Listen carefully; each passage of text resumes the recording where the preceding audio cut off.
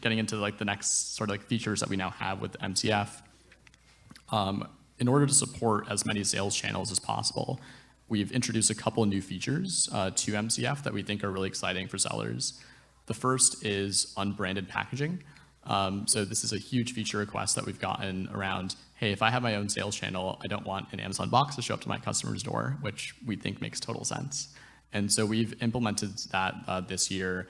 It's currently still kind of in a beta phase, but the exciting thing is any seller who uses Sellercloud doesn't have to deal with our wait list. They can get directly into this program and start shipping their orders using unbranded packaging. So your customer will just receive a plain cardboard box without any reference to Amazon at all. The second thing that we've done with MCF2 to make this available to any of the sales channels that you have is to recognize that Amazon Logistics, which is our like last mile carrier, so this is like the Amazon truck that shows up at your door, we know that some sales channels don't recognize that as a valid tracking number.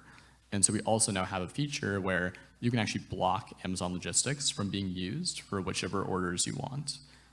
That does come at a 5% surcharge, but it is an option where if you have a sales channel where you don't want to use Amazon Logistics, you can now block that from being used. So those two things together, we think like create this customer experience for yourself where you can now kind of confidently use MCF on a sales channel without having to worry about maybe the Amazon brand sort of getting in the way of that like customer experience that you want.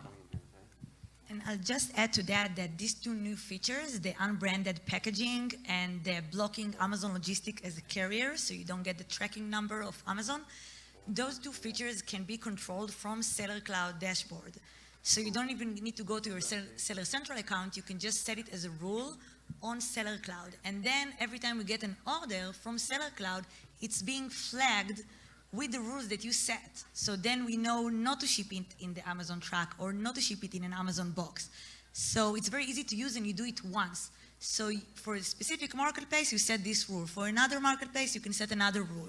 You do it once, and then we just follow the instructions that come through the API. So everything is automated.